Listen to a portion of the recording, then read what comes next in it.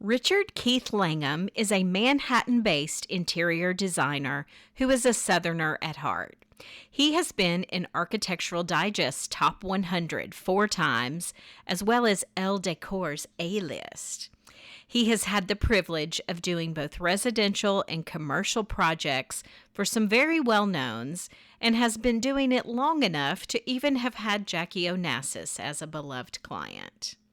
We took advantage of his being in town for the annual Antique and Garden Show here in Nashville to sit down with him. So join us at the table as we discuss design with hospitality in mind and one of his major marks on New Orleans and what he hopes is still to come.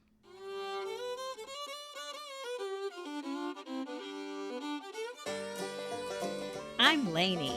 And I'm Laura Beth, and we are Steel Magnolias, the strength of steel With the grace of a magnolia. We are here to have uplifting conversations about life in the South.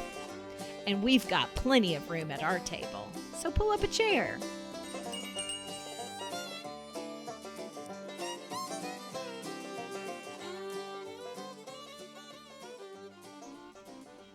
Well, Keith, let's start with how your Southern roots actually got you interested in design. Well, I grew up in a tiny little town, small town of about 5,000 or 6,000 people called Bruton, Alabama. And there were a lot of women, not a lot of women, several women who lived in our town who were very house proud and had really stylish, beautifully put together houses. And I remember that speaking to me as a young kid. You know, and we spent a lot of time in each other's houses because there was nowhere else to go. And yeah, these beautiful houses were ingrained in my memory even to this day. And I think that's what spurred me on to want to be a decorator. Okay, so you've been a New York resident for decades now, but do you still consider yourself a Southerner at heart? Absolutely. I've lived in New York for, I hate even to say this, 43 years. Wow. And I can't even believe it sometimes. And I still to this day, when people say, "Where are you from?" I immediately say, "I'm from Alabama." But I guess I'm technically now a dyed-in-the-wool New Yorker because I have lived there for longer than I've lived anywhere else. Wow. Isn't that right? But no, I will always be Southern. Who was it that said you can go far away, even millions of miles away, but you'll always be Southern? And it's so true. Mm-hmm. And I have a little coterie of friends. Most of my best friends are Southern. That live there in New York? Yeah, okay. Yeah. We all stick together. We stick together like glue. Yeah, and. Did you just recognize each other when you saw each other on the street or in a? Oh no.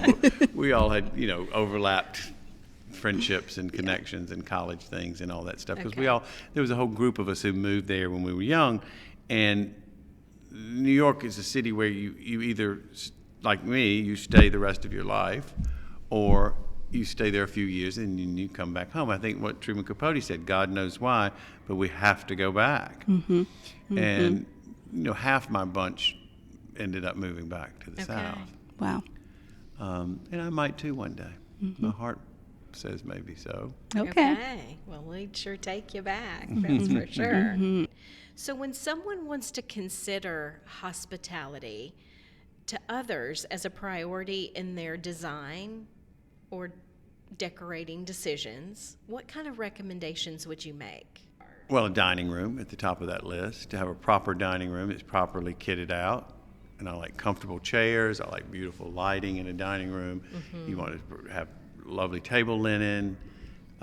This whole world has gone tabletop crazy. If I see another table setting, I want to jump out of that window. But yeah, I think a beautifully appointed dining room is important. And it's funny because I've been decorating for so long. For a while, dining rooms went out of vogue and went out of popularity, mm-hmm. and now they're a big priority with clients who come to me. They're very concerned about a dining room, but I think that's important. I think the living rooms are important, that are all comfortable and inviting, and beautifully lit and just that have comfortable seating for everybody. There's a drinks table there. There's with lots of, way to make people something to drink. Big on fires. I love all that. Hospitality really is a state of mind, but it does require some practical steps to actually put feet to it. Oh, yeah. So what are some things you think of with design, with hospitality in mind specifically? Okay, well, one is really fresh on my mind because I did it for our Christmas party, which we do our Christmas party sort of like an open house. Yeah. We start it really early, about 5 o'clock for the families and kids with early bedtimes. And I just knew it's December, so people are going to have coats. Yes. So my coat closet is right by the front door, so it was completely empty with, ready to go hangers, empty hangers. And I was able to, sometimes I took the coat for people, but actually I was even more casual about it and just said, coats go right up there in the front closet. And one friend even said, oh my gosh, you have an empty coat closet. This looks dreamy. And I was like, You're like, yeah, right. It's usually packed to the gills. all our coats are in the guest room. Anyway. So what's funny is I was there to help with the party. So I just hung mine in the laundry room where I always do. Yes. And I never even noticed that little feature because it flowed so smoothly. That's awesome. Well, I think of stations in general. Of yes, here's the coat station is what I would kind of call that. You don't want people bottlenecked. That's which so happens hard in small homes, especially around the kitchen. Yes. Yes. So I have to get creative with, a drink station is in a different area. Luring people into another room with something else enticing. Yes. Which Keith kind of referred to that. Like he was saying an area where have drinks available. Yes. But it's even all the more important when you're in a Manhattan apartment or a small house. Yes. So, stations are where it's at. And even where to have kids gather. Yeah. Which you had that at your Christmas party as well. Kids is a whole nother dynamic that needs its own kids in hospitality. I think we touched on that a long time ago. We did. But yeah, when he said, comfortable seating, I'm just going, well, comfortable is one thing. But comfortable equals big sometimes. That's exactly what I was thinking. Yes. So actually, I'm thinking I need more space for a quantity rather than the plushness that I would love to offer. But Eric Ross, who's a local well-known interior designer here in Nashville, he loves what he calls tiny chairs. Now, he's a tall guy, so he can see. He's not talking about a child's chair. Right. He's just talking about it fits nicely in a corner. Yes. But you can pull it out. Yes. When you need more seating. Yeah. I love those kinds of chairs. Yeah, like a lot of ladder back chairs I find that don't are take smaller. a ton of circumference space. Yeah, that's a good one. I mean, we all want those big, comfy chairs, but that's not feasible when you need a bunch. But even I have a little footrest that it's kind of a hybrid between a short stool and a footrest or an ottoman. Those things are perfect. Ottoman can seat one or a two if they're big. Exactly. I love all those kinds of things. That there's even sometimes you'll see a console table. Yeah, that they'll have a couple of little small rounded. I'm going to call them ottomans. That's not the right word. That sit there that you can pull out for extra seating. You know what I'm talking about? Yeah, yeah. Anyway, stools, ottomans, things like that are very helpful. And I love nesting tables, where there's 3 that fit in each other. That's brilliant. And then you can spread them out if you've got people sitting around in different places. Those are nice too. It is nice to have a place for everyone that's seated to have somewhere to even just at least rest a drink. Yeah. Maybe not a full plate. The plate might have to sit on their lap, but at least their drink isn't on the floor. Yeah. Yeah. Because it's inevitable somebody's going to knock it over or the dog's going to drink out of it at my house. Well, he also mentioned lighting, and I think ambiance with lighting is so important. Yes, and it is. He also mentioned fireplaces, but fireplaces, lighting, all of that feeds the vibe. It does. Lighting's so hard for me. I had to work extra hard on lighting this year because it's an afterthought for me. But it adds so much. It adds so much. I have added myself to dimmers on switches. Yeah. I wish I had them on every single light in the house. Yes. Because that really can help. I know. We actually went and bought a few low wattage bulbs for our Christmas gathering because I was like, this is too bright. We don't have a dimmer. Yeah. You can change the vibe completely with lighting. And then we've mentioned this on the podcast before, but utilizing outdoor space when the weather permits is wonderful. Yes. In smaller homes as well, just to kind of spread people out. Exactly. And I mean, don't worry about the tightness. Like coziness and tightness. Sometimes that's what feeds in a good way. Yes. Conversation. Yes. And getting people talking that might not. Exactly. Yeah. Yeah. So don't shy away from it. Well, tell us a little bit about where you get some of your color inspiration, design inspiration. Does it come from travel? Are there just certain places that you just go, wow, I go there and I get inspired? Well, I mean, I'm an Anglophile, absolutely, 1,000%. You know, I love anything to do with England. I guess my lineage is, you know, English, and I guess that I can feel that down in my bones. I studied there when I was young. I've been going to London and going to England 2 or 3 times a year for as long as I can remember. And I love all the decoration, interior decoration that has come from England and that has inspired us. And again, Southern decorating was so inspired by English decorating. I mean, look at Charleston and everything there, and Savannah, and all these early towns that were settled by the English. And they really taught us, I think, how to put houses together. And it's filtered down to everyday life, really. That sort of love of that. I think English design is a sensibility that all Southerners can relate to. Yeah. I think Southerners and English Southerners have an affinity for all things English, as I just said, but there's a great camaraderie between Southerners and English people, I think. Where specifically in England do you like to spend time?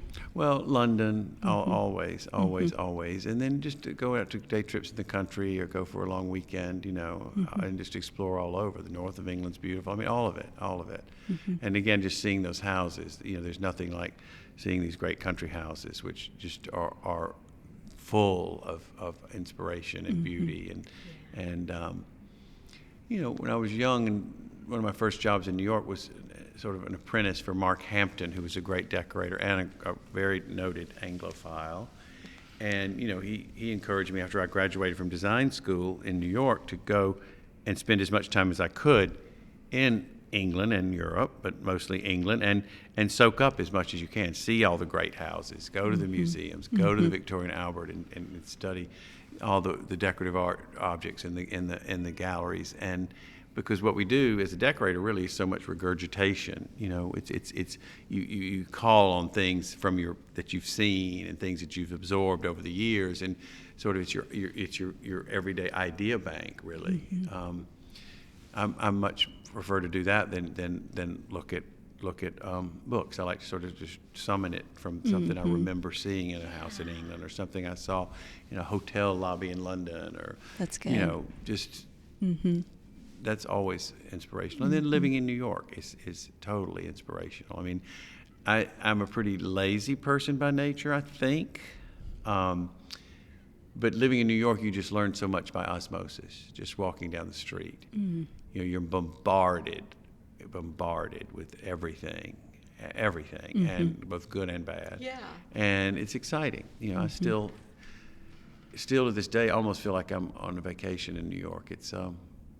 It's still a very stimulating place to me.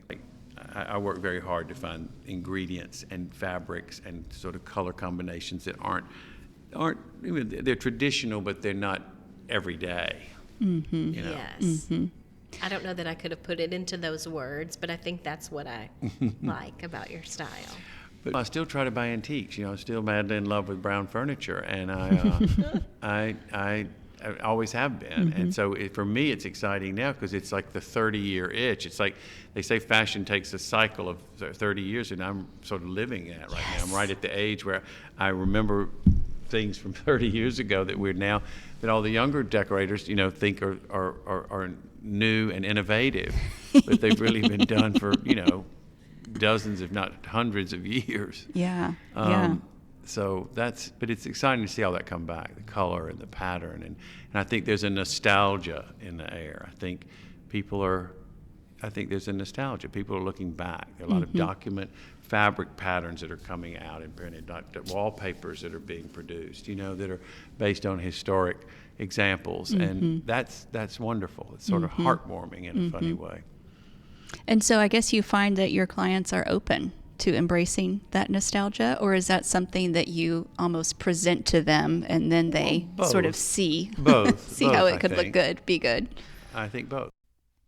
Well, I love the advice that Mark Hampton gave him about seeing with his own eyes the decorative art museums and the fine homes, to be able to really draw those from his own memory bank. Yes. I would say that has been the case for me. I haven't been to that many like he has. I've not studied decorative arts, but that kind of stuff, seeing things with your own eyes really does it inspires. Go deeper in your memory bank as well. Yeah.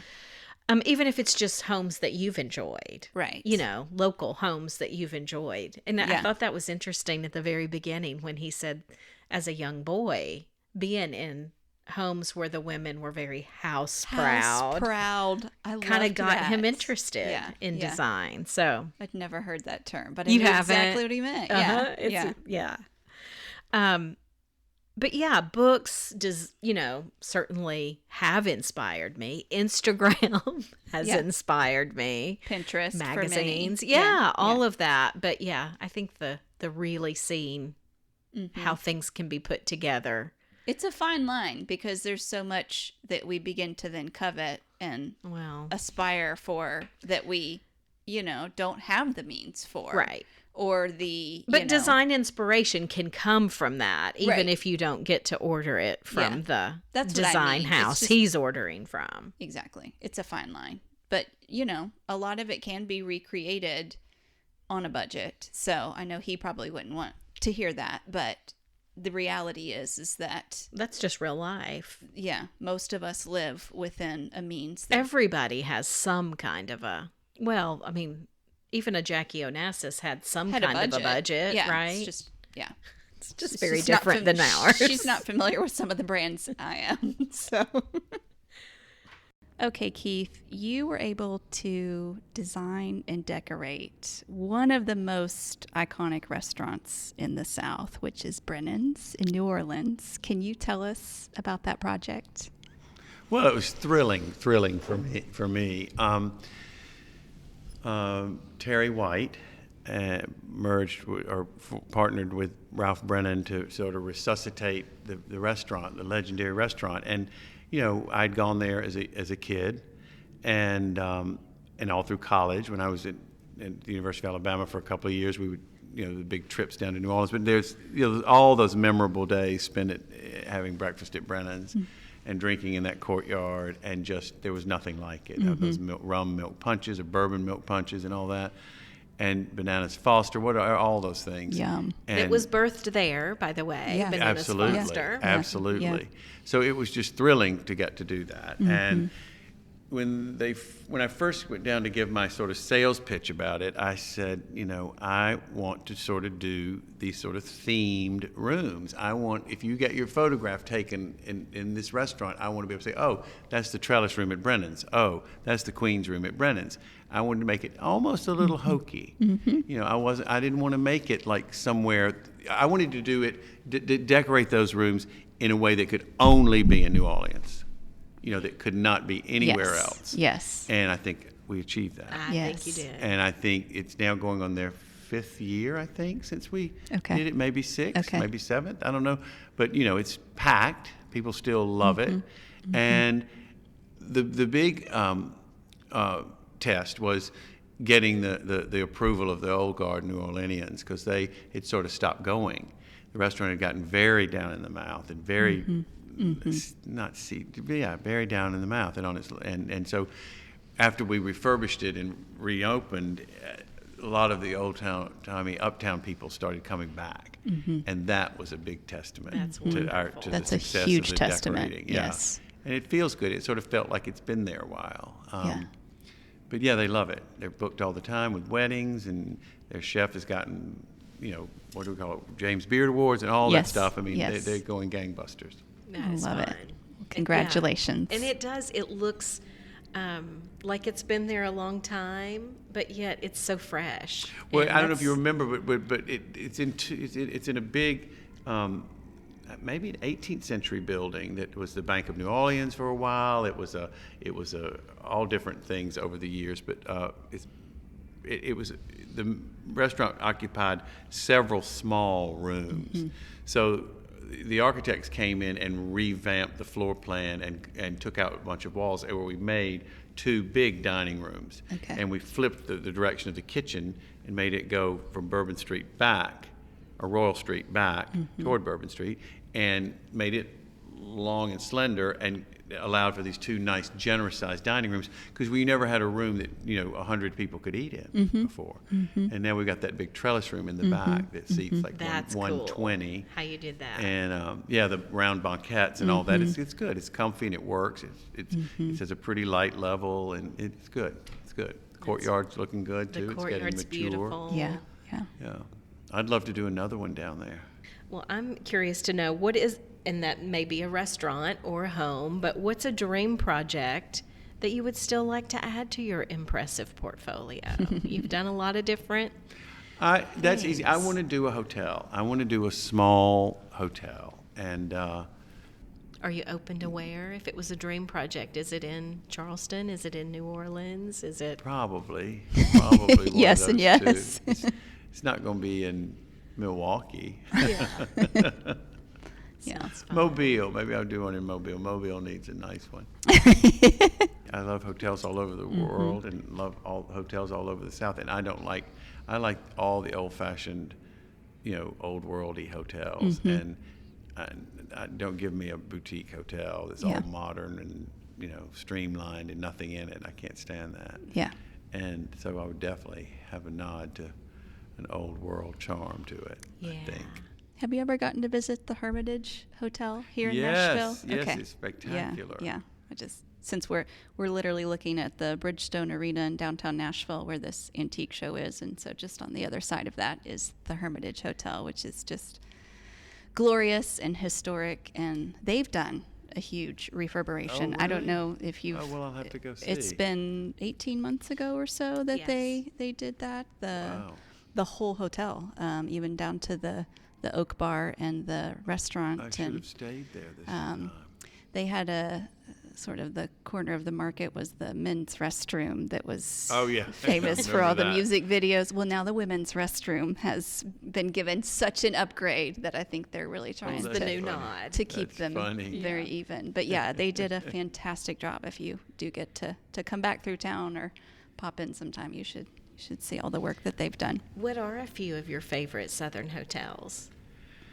Well, the Soniat House. We all love the Soniat House in New Orleans, and it's it's closed down for 3 years, and it was sold. And my friend Ken Falk from San Francisco is designing the redo, and it's going to be wonderful. And there's kind of nothing like that hotel at the top of the quarter, or the back of the quarter, they call that, I guess. Other Southern hotels in Charleston. I still love the Mill House, any old-fashioned hotel is right up my street. I love that. Yeah. A little bit down in the mouth and a little dowdy, that's fine too. That's England for you, There right? you Yeah, go. that's my very English true. roots coming That's out. very true. Well, Keith, we got the good pleasure of catching you in person here in Nashville. Do you do much speaking in other places? How can people kind of connect to you? Maybe that's just going to be through social media, or are you going to be doing any other events this year? Not really. I don't think I have anything on the roster. I did a lot when I did this book 5 years ago, and I did a lot for that because you sort of have to do it to push the book. Yes. Yes. So anyway, I don't know. I went to We'll link to that in our show notes 20, for anyone that 20 wants to learn. cities or something. But yeah, I guess the book still looks good. Some people might use it to line bird cages now, but we sold About a bunch decorating today. is what he's We sold a bunch today, so that made me feel good. Good.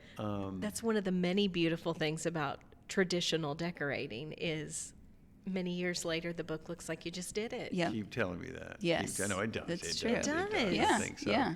For all these think so. farmhouse books, you know, they're going to be very dated. Yeah. Well, we will link in our notes for the episode on places that you can find Keith online on Instagram.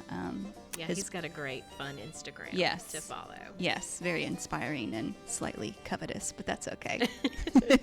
That's what you want, right?